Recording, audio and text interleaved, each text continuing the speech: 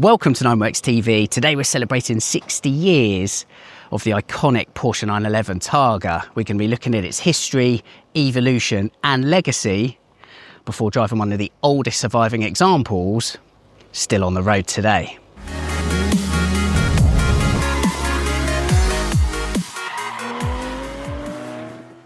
So the 911 Targa is 60 years old this year. It's always been an intrinsic part of the Porsche 911 lineup, even post 1983 when Porsche introduced a bona fide open-top 911 with the cabriolet. It's always been popular among buyers, and as we're going to see later on in the video, the technology and the design of the Targa changed significantly and then kind of came back to this, the original design.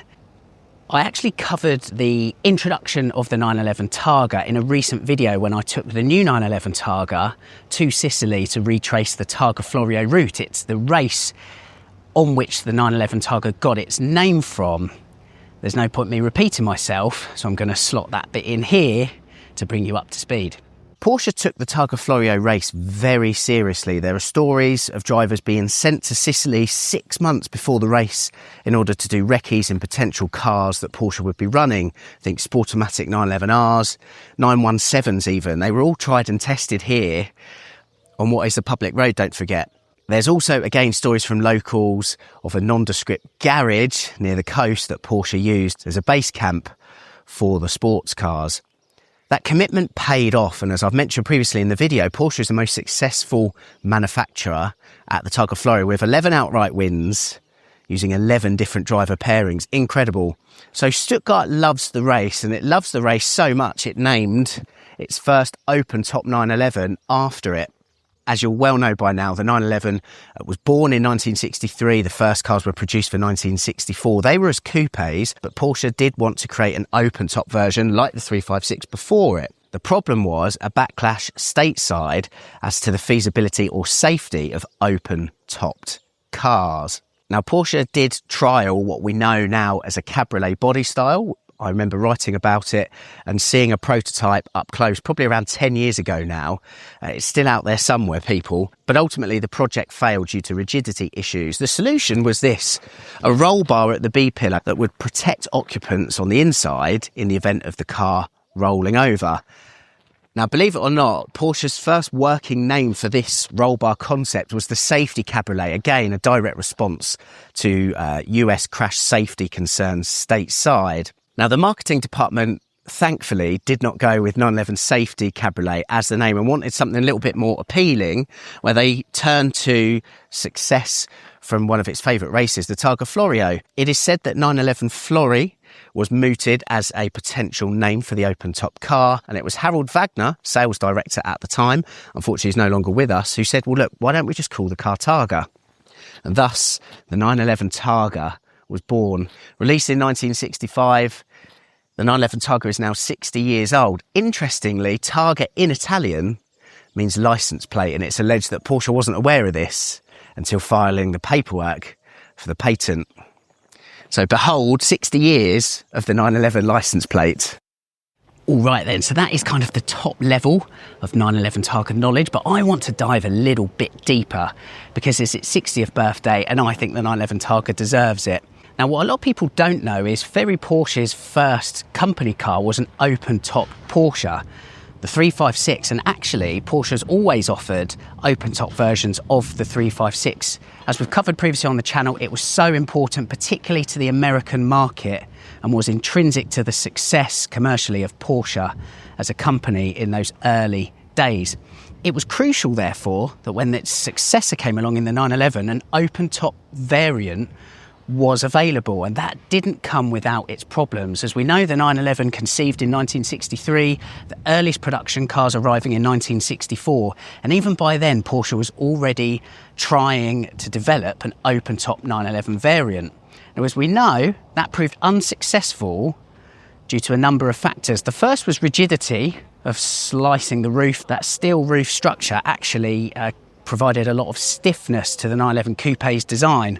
Taking that away meant that an open-top 911 would lose a hell of a lot of rigidity. But the other problem was aesthetically, the company didn't know what to do with a stowed roof. And even with the 911's flat engine being low-lying, there still wasn't enough of a cavity in order to store a soft top roof when stowed. Now again, as I said, the company had always offered open top 356s, and Ferry Porsche was adamant that the new 911 design would need an open top variant in order to continue the company's success, again in the United States chiefly. To solve the problem, Porsche tendered out to a variety of third-party carrosseries, body shops, to submit their designs. Now, of 3 serious designs that were trialled, the third design was something similar to this that Porsche developed further. And believe it or not, it was actually based on the 1962 Triumph TR4's design, which had what was known as a Surrey top. And that was a removable section that sat in between the B-pillar and the windshield and sat above the passenger heads. Porsche had took that design and tweaked it enough for it to be painted in its own right, and thus the 911 Targa was born. The roll bar that is welded in solved a large degree of the stiffness and rigidity issues that just lopping off the roofline earlier on failed to achieve. And the roll bar that the Targa top attached to also alleviated safety concerns, which was particularly important in the US, where the government at the time was considering banning cabriolets, open-top sports cars. History lesson over. Let's climb behind the wheel of one of the oldest Porsche 911 Targas still in existence. Okay, so look, for a 911 diehard, this is just about as cool as it gets. This car belongs to the Porsche Museum. It really is a moving museum piece. I feel incredibly privileged to drive it. It really is an antique 911. It's one of the earliest 911s I've ever driven. No headrests. You've got the aircon, which are these cool opening front quarter windows. We've got manual window winders, of course. This huge boat-like steering wheel ahead of me. The other thing is, look how dainty that key is. Very different to the silhouette fob that we have for 992s today. Now, never mind 915 versus G50 gearbox. Back in the day, this was a 901 gearbox. It's a dogleg first gear usually, but that was optional. The 5-speed 901 gearbox was optional at the time. This comes with the 4-speed, where first is straight up, where we kind of normally find it today, but the optional 901 5-speed gearbox had a dogleg first. It was basically a race gearbox back in the day. But yeah, there we go. Let's start up this beautiful piece of history.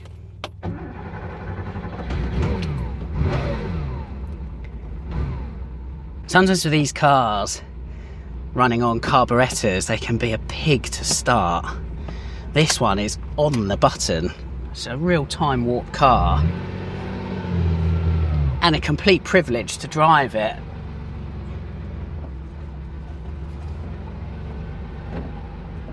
Haha, just by chance, we're going to be following the latest Targa in the 992 GTS.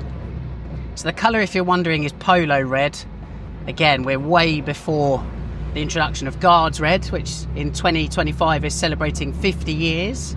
I did a video on that a couple of weeks ago. Oh, so, no, that's reverse, Lee. There we go.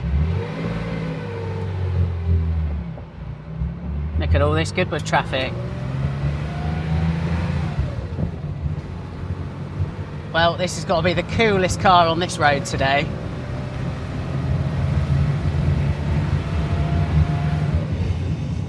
So this is where we're quite lucky. Porsche's base camp is just outside the Goodwood Festival of Speed,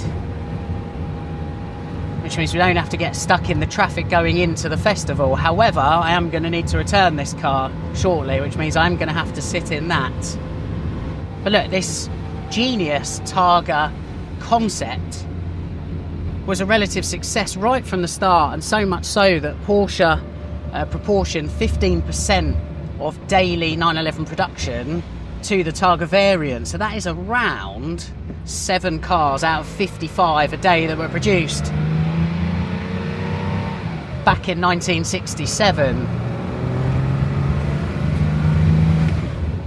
And the Targa has proved a popular model ever since, even, as I said, with the introduction of the 911 Cabriolet, which finally arrived on the G-body 911 SC of 1983. And on that note, while we wind our way away from the festival, it's probably worth a recap as to how the 911 Targa has evolved in the 59 years since this car was born. And so we're going to look at the evolution of the Porsche Targa over its 60-year history. As we've just seen out on the road, it started with this long bonnet example with a soft window and the brushed aluminium roll bar. And as the cars here from the Porsche Museum show, the design changed at first bit by bit over the air-cooled years, with a major design later on. We'll check that out in a minute, but let's wander over to the Carrera 3 litre first. So as you can see, going from pre-impact bumper, or long bonnet as they're colloquially called, to the impact bumper series, otherwise known as the G model, there were a couple of small changes to what has now become that iconic Targa design. The glass screen was optional from 1967. It became standard specification on the Targa in 1968. Heated as well, as you can see. The only other real aesthetical changes through the impact bumper and even the 964 era were details like the rollover bar went from a brushed aluminium finish to the matte black. We've got these gills that appeared here on the side of the roll bar, and then the Targa script as well tended to change colour. That's kind of it. The roof was still stored in the front, and then even as we can see by the term of the 964, which at the time, by the way, Porsche said was 80% new. Well, one thing that wasn't new and has stayed the same, again, was the roll bar design. Slightly different finish, but otherwise still black. The Targa script had gone black as well. For the 993, let's wander over to here, things changed quite substantially though. And the Targa concept was completely redesigned. You've got to think that by the term of the 993 Targa, which was introduced in 1995, that same removable roof design of the Targa was 30 years old. So Porsche had a rethink. The solution was this, and it's pretty ingenious. Designed by British designer Stephen Maquette, who also designed the Porsche Panamericana. The genius of the 993 Targa was incorporating a removable section of the roof here, but it was electronic with a full glass roof. However, it was instilled in what to the everyman and woman looks like a coupe silhouette. It's only when you look up close between a 993 Targa and a coupe you'll notice a different profile on the rear quarter window. Otherwise, it's pretty faithful to the coupe roofline. The roof, as I said, was electronic. It peeled right the way back and gave a rendition of open-top motoring. And again, this 993 Targa design was inspired by that Porsche Panamericana concept car of 1989, which was Ferry Porsche's 80th birthday present. We'll move on to the 996. So big shake-up in the 911 world. As we know, this is when the 911 switched from air cooling to water cooling. This electronic Targa design followed over with a crucial evolution to this design that the 993 didn't have, and that was this hatchback raised up and made the access to the rear of the 911 much more accessible. Definitely made the 911 Targa more practical and fed into the 911 Targa's sort of thesis and DNA as a bit more of a grand tourer. Excellent stowage space to make use of in the back as well as the front. By the turn of the 993 and the 996 Targa, Tiptronic gearbox was available, but the car was still rear-wheel drive. It wasn't until its successor with the 997 Targa that the Targa model full stop went four-wheel drive with a mixture of gearboxes, manual or automatic. So the 997 Targa basically followed the same design principle as the 996, and then for the 991 and subsequent 992, Porsche completely redesigned the Targa principle. Again, it's a pretty complicated system, as we all know now, of electronic kinematics that pulls this rear clamshell back. It takes 19 seconds and has to be done with the car stationary. It's proper transformer stuff. But that kind of modern approach to that traditional design means that the current modern day 911 Targa, when parked curbside, looks exactly the same as the original from 1965.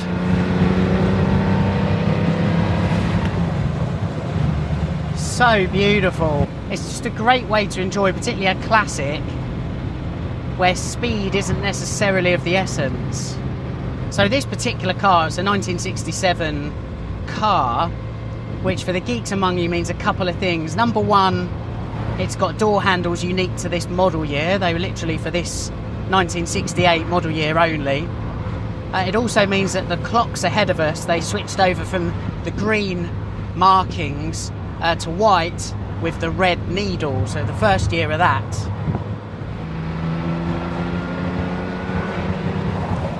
drives so beautifully, this. Kudos to the museum team for keeping the car in such fine fettle. And this is what I really love about cars from the Porsche Museum, is they're not just static but actually undrivable. They move, they work, and they work so well, and it allows people like me the greatest privilege of being able to drive them. But it's a pleasure shared, in my book anyway, with everybody else on the road today that gets to see a piece of history on wheels. It doesn't just sit idle at the museum. It's used exactly as somebody would have used it back in 1967. So yeah, oh my God, that's a 918. Fanboying. The Porsche Museum actually acquired this car around 15 years ago as it grew its collection, which is to the clear benefit of myself right here and now in being able to drive it. I've never driven a soft window Targa before. It's actually, as I said, one of the oldest, most grandest 911s I've ever driven.